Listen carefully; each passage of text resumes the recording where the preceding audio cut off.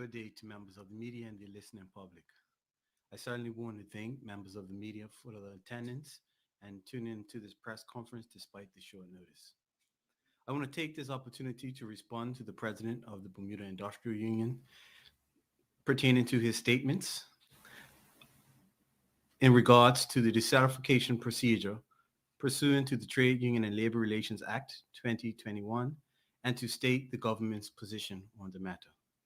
To be clear, the government has no intention of amending Section 57 of the Act pertaining to who gets to vote in a decertification ballot. As a general rule, the principle of which is reasonable and fairness is the foundation upon which the government of Bermuda weighs all decisions before taking action in any matter. In this instance, the government seeks to balance the interests of all workers in a bargaining unit with the interests of union members. The government will not be forced to accept a position that removes rights from workers within a bargaining unit. The Bermuda Industrial Union's position, as expressed to the Ministry of Labor, is that only current union members should have the ability to trigger a decertification ballot and form part of the 35% needed to make a decertification application. Two, only current union members should have the ability to participate in the decertification ballot, irrespective of the existence of an agency shop agreement. Number three, the act should be amended to increase the threshold for decertification from more than 50% to 60% and increase the threshold for automatic decertification from 60% to 65%. The government's position on these matters are as follows. The decertification ballot in a workplace is administered by the government in the interest of all workers and is not a union ballot. As such, the government must consider the rights of the workers within the bargaining unit above the interests of the union. Any worker who falls under an agency shop has the right to participate in a decertification ballot, whether they are a member or not. Equal contributions regularly deduct their wages. Workers who do not fall under an agency shop and are not members of a trade union will not be considered part of the appropriate bargaining unit eligible to vote in a decertification ballot. Although all members of the bargaining unit, whether they are union members or agency shop, shall participate in a decertification ballot, it is only persons who are members of the union or former members of the union can trigger the decertification. The government does not support the proposed legislative shifting the percentages from a simple majority to 60% for a decertification ballot, or the shifting from 60% to 65% for the automatic decertification.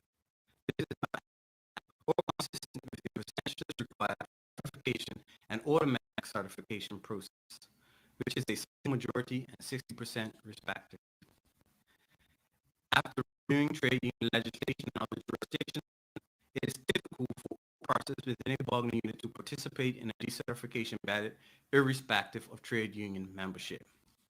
The changes to the act that came into effect all persons within a bargaining unit in a decertification ballot. As a successful certification will trigger an automatic agency shop. I must also clarify that the changes to the act in regards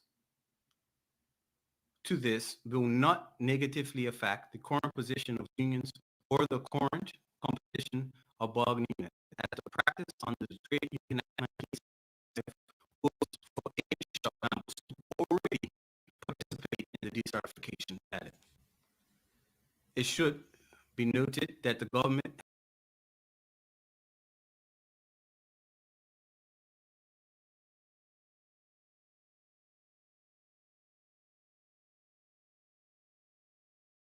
employers groups and the government. Throughout this process, the ministry has listened keenly to the unions and employer groups. As such, this government can confidently say that considerations of the labor legislation that form this act is the most pro-union legislation passed by any administration in Bermuda. Thank you.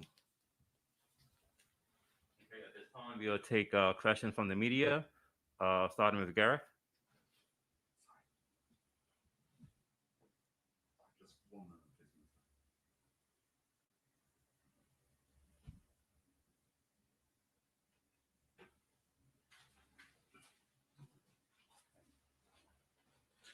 Afternoon, Minister. Um, just for clarification, one point. Can you explain the difference between being in a not being in a union, but being in an agency shop? How does what? So prior to June 1st, what would happen is employees go through a process where they vote for certification.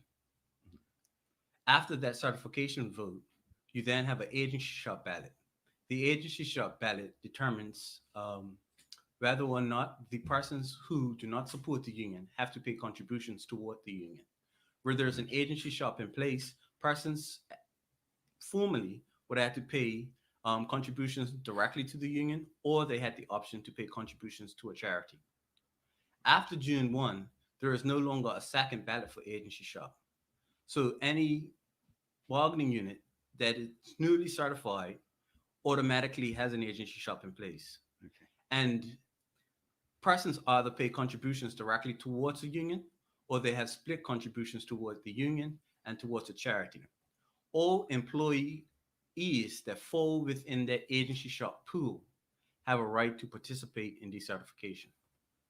Okay, thank you. Um, Now you've said quite categorically that you're not going to shift on this position. Um, Chris Ferber and the BIU is also adamant that he's standing firm. Um, where do you think this might lead to? You say, for example, the union was to call for strike action. Um, would that make you change your mind, or are you steadfast in sticking to your guns? Certainly not. What we have to do is look at the position that the government is in regarding the rights of workers within the workplace. We have a very firm position that we don't want to take away any rights that workers currently enjoy. It is a self interest position that the unions actually have to try to limit the participation in the decertification ballot.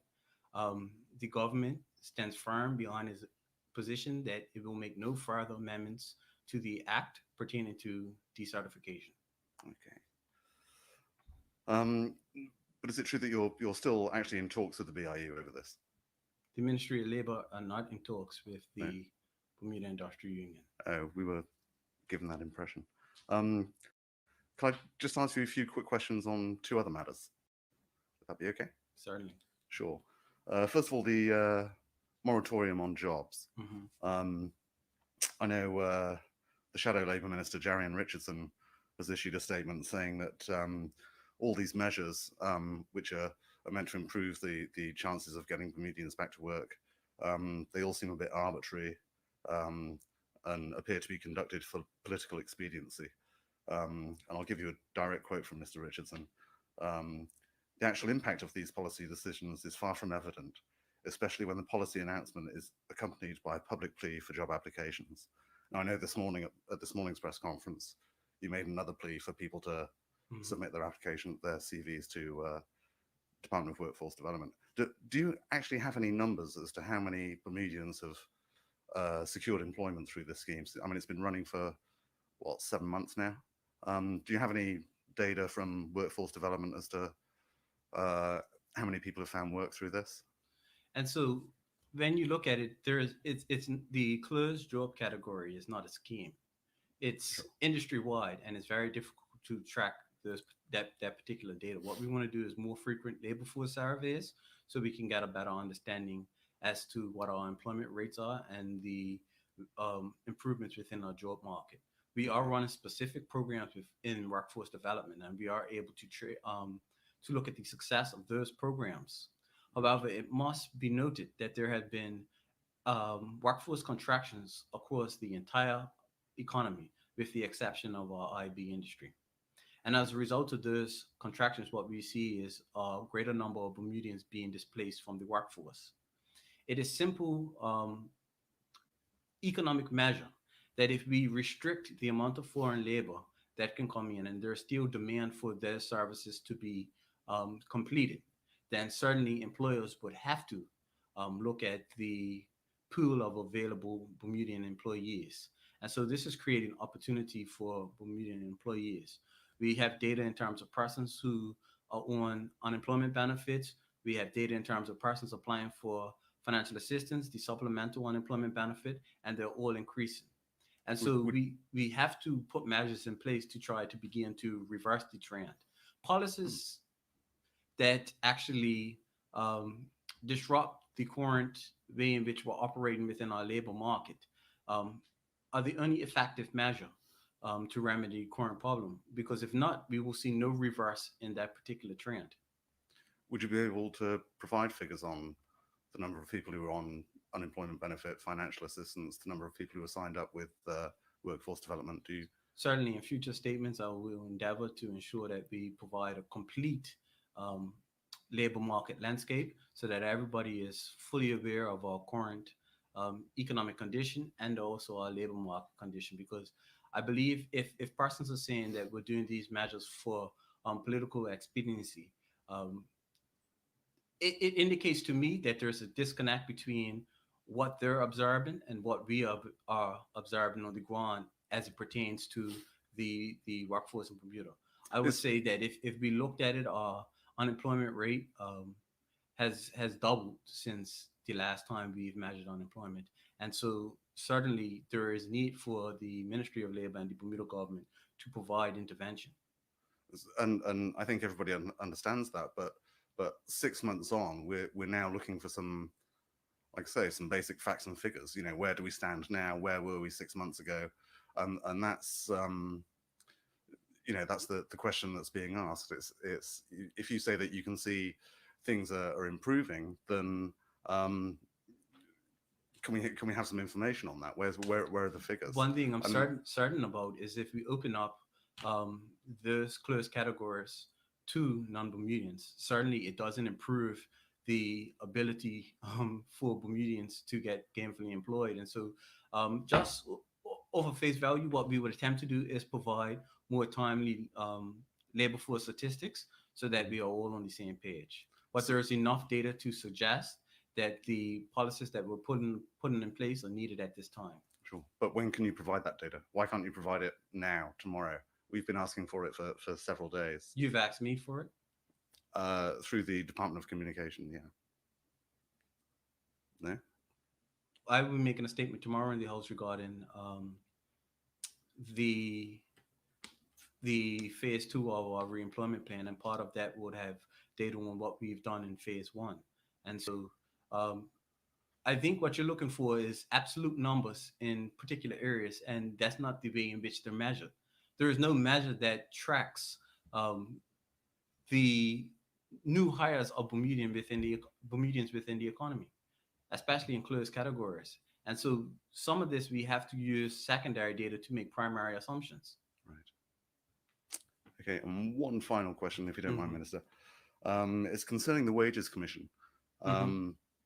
Now, last month, the Commission submitted its recommendations to government on the issue of the minimum wage. And you stated that government isn't going to, basically it's going to put that on the back burner until the Commission finishes its findings into the living wage, which won't be for another year. Now, I spoke to Robert Stubbs, who's a member of the Commission, and I don't know if you saw in today's paper, he said that that would appear that it would appear that government's sort of putting off making hard decisions because it really could and should be addressing the issue of the minimum wage now, and it can implement that, and then further down the road start addressing the issue of the living wage and do it incrementally.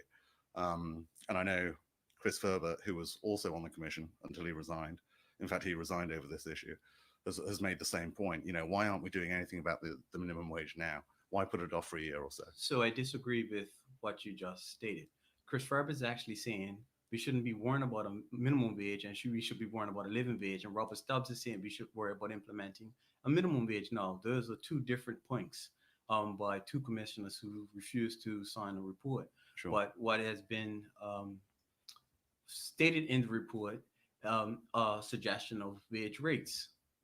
What the government didn't want to do is move gun-ho with implementing a minimum wage rate, and then we get a living wage report that is contradictory to the way in which we're moved, and it causes us disruption or difficulty to adjust to that. And so what we want to actually see is that if we implement a statutory minimum wage, it is in alignment with a living wage regime so that there is continuity in the program. But surely that's the whole point, that if you, by introducing a minimum wage, that's going to set the wage level at a certain rate, and then a living wage will be marginally higher than that, one would assume. And so you're moving in the same direction in both instances. It sounds simple, but I think the measure in which we want to take is we want to be ensure that we have all the information so we make the best decision. We just don't want to make it's easy for us to make a decision, but we want to ensure that we're making the best decision in the best interest of the workers of this country. And to make the best decision, we need all the information available to us so that we can make that decision.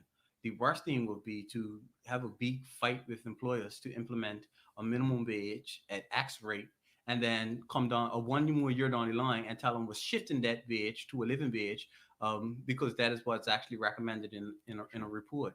And so what we're trying to do is minimize that level of disruption. We want to have continuity between what is a statutory minimum rate and the living wage regime so that moving forward, we can just build off of that. Minister, thank you for your time. Appreciate it.